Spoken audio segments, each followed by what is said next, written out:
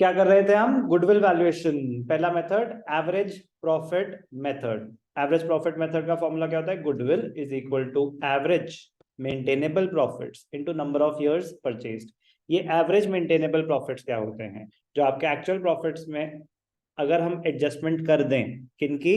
अब normal items की, non recurring items की, कोई एरर्स या ओमिशंस की, तो आ जाते हैं average maintainable profits, also known as future maintainable profits. ध्यान से देखेंगे, बहुत ही स्कोरिंग कॉन्सेप्ट है। एक क्वेश्चन करके दिखा रहा हूं, question number 6। Madhu and Vidhi are partner sharing profits in the ratio 3:2. They decided to admit Manu as a partner from 1st April 2023 on the following terms. क्या है terms? Manu will get 2/5 share of the profit. Goodwill of the firm to be valued at 2 years purchase of 3 years normal average profit. Normal average profit और average profit एक ही बात होती है। तो what is goodwill? Goodwill is average profit into number of years purchased. कितने सालों की average निकालनी है? एवरेज 3 सालों की है और नंबर ऑफ इयर्स परचेज्ड 2 है। तो ध्यान से पढ़ना, नंबरों में गलती कर देते हैं जल्दी की वजह से, वरना तो साफ साफ इंग्लिश लिखे ना, 2 years purchase of 3 years average. Average 3 सालों की निकालनी है, नंबर ऑफ इयर्स परचेज 2 है। अब ध्यान से देखना क्या करेंगे। Profits for the last 3 years were 2023, 22, 21. Year ended. अब ये जो 31 मार्च है 2023, इसको कैसे लिखना चाहिए? इसको लिखना चाहिए 2022, 23, 21, 22, 20, 21। एक ही बात है ना। 31 मार्च 23 कौन सा ईयर होता है? 22, 23, 21, 22, 20, 21। ऐसे लिखने में बेनिफिट आपको आगे आएगा जब एडजस्टमेंट्स होंगी। जब एडजस्टमेंट्स होंगी कि एसेट खरीदा था 1 जुलाई 2021 को या 1 जनवरी 2021 को, तो 1 जनवरी 2021 2020-21 का पार्ट होता है, ना कि 21-22। तो ये छोटी छोटी बातें हैं, बट मैं कह रहा हूँ ना कि अगर आपने लिखा होगा ईयर एंडेड 20, 21, 22, तो एरर हो सकता है, क्योंकि आपको उसमें सिर्फ दिख रहा होगा 20, 21 और 22, जबकि वो है क्या? फाइनेंशियल ईयर्स हैं। तो ये ध्यान रखना है इस छोटी सी बात का कि आपको ऐसे लिखने चाहिए फाइनेंशियल ईयर्स। चलो, क्या गिवन है? प्रॉफिट्स गिवन है। कितने हैं प्रॉफिट्स? 30,000। एडजस्टमेंट पे बाद में आएंगे। 80,000 का लॉस है। 80,000 का लॉस है तो उसको ब्रैकेट्स में दिखा देंगे अगर ऊपर प्रॉफिट लिखा है हमने तो। 21 का प्रॉफिट है 1,10,000। एक एक करके बात करते हैं। गौतम देगा आंसर, ध्यान से देखेंगे गौतम। प्रॉफिट है 30,000 after debiting, after debiting loss of stock by fire. After debiting, debiting का मतलब क्या होता है? डेबिटिंग का मतलब होता है charging as an expense. Debiting का मतलब होता है charging as an expense, treating it as an expense. तो हम 30,000 का प्रॉफिट है after, after considering a loss of stock by fire 40,000। तो आपके मेंटेनेबल प्रॉफिट्स कितने रहे होंगे? फ्यूचर मेंटेनेबल प्रॉफिट्स 30,000 ही रहे होंगे या कुछ एडजस्टमेंट करने की जरूरत है? लॉस बाय फायर क्या है? ये रूटीन एक्सपेंस है या अब नॉर्मल लॉस है? अब नॉर्मल लॉस है।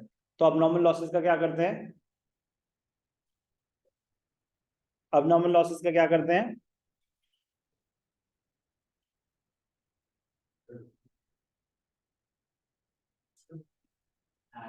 ऐड बैक करेंगे। करेक्ट, ऐड बैक करेंगे आफ्टर डेबिटिंग। मतलब एक लॉस मीट करने के बाद आपका प्रॉफिट 30,000 है। अगर वो लॉस ना हुआ होता तो आपके प्रॉफिट ज्यादा होते हैं या कम होते? ज्यादा होते। तो हम निकालना चाहते हैं ना कि हमारे नॉर्मल सिनेरियो में प्रॉफिट होते कितने, इसीलिए हम अब नॉर्मल लॉसेस को ऐड बैक कर देंगे। तो क्या करेंगे यहाँ पे? प्लस 40,000। सुनने पे ध्यान देंगे प्लीज, रजिस्टर्स बंद। एडजस्टेड प्रॉफिट्स क्या निकाल रहे हैं हम? Adjusted profits. तो एडजस्टेड प्रॉफिट कितने हो गए? 70,000। सेकेंड ईयर में क्या हुआ? लॉस था 80,000 का, but this includes voluntary retirement compensation.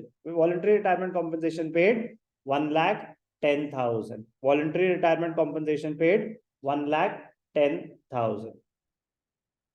Loss है 80,000, includes voluntary retirement compensation paid 1,10,000. मतलब क्या है इसका? कॉम्पनसेशन, आपने किसी अपने एम्प्लॉय को कॉम्पनसेशन पे करी है, रिटायरमेंट कॉम्पनसेशन 1,10,000 की. It is an expense. But is it a routine business expense? It is an extraordinary expense, non-recurring expense, abnormal expense. तो क्या करें इसका? इसको भी सर एड बैक कर देंगे. तो कितना एड बैक कर देंगे? 1,10,000 माइनस 80 प्लस 1,10,000, नेट रिजल्ट क्या आया? 30.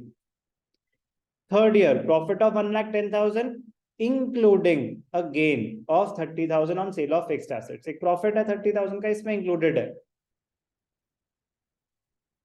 क्या करें?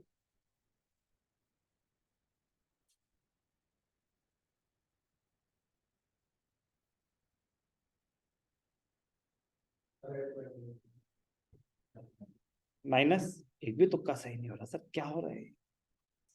माइनस होगा, माइनस होगा. क्यों? It is a non operating income. It is an abnormal. abnormal से बेटर वर्ड होगा non operating income. Profit on sale of assets is a non operating income. Non operating income routine business income नहीं है. मैं किसी का business take over करना चाहता हूं तो मैं किस चीज में इंटरेस्टेड होऊंगा कि भाई साहब आपकी बिजनेस इनकम कितनी है ये बताओ. तो आपके प्रॉफिट्स है 1,10,000, उसमें तो profit on sale of fixed asset है. फिक्स्ड एसेट बेच के जो प्रॉफिट हुआ है, क्या वो रूटीन बिजनेस इनकम है? तो उसको माइनस करेंगे ना. क्या मैं आपको कुछ भी नया बता रहा हूँ? ये सारे फॉर्मूले में हम चीजें डिस्कस कर चुके हैं. तो फॉर्मूले को अगर ढंग से रिवाइज करके आते तो काफी आंसर्स हमारे सही होते फर्स्ट क्वेश्चन से ही. मैं तो एक्सप्लेन करूंगा, but you need to understand कि क्या मैं कुछ नया एक्सप्लेन कर रहा हूँ? No. Application of the formula हमारे लिए नया था, उतना नया रहना चाहिए था. ये प्लस क्यों हो रहा है, माइनस क्यों हो रहा है? This is a repetition, but that is an important part of the question. So please discuss wherever you have a doubt. 30,000 again minus कर देंगे. क्यों माइनस कर देंगे? रूटीन बिजनेस इनकम नहीं होती है. एडजस्टेड प्रॉफिट्स निकाल दिए. अब ध्यान से देखना, goodwill is equal to average profit. अब एवरेज निकाल देंगे. 180 divided by 3 into number of years purchase, तो 60 into 2 is equal to 1,20,000. Easy या very easy? Easy, very easy हो जाएगा 10-15 मिनट में. इस लेवल का क्वेश्चन वेरी इजी की कैटेगरी में आ जाएगा, क्योंकि अभी तो आगे और दिमाग लगना है. ये तो बिल्कुल सिंपल स्ट्रेट फॉरवर्ड. बट कोई भी चीज नहीं समझ आएगी तो पूछेंगे.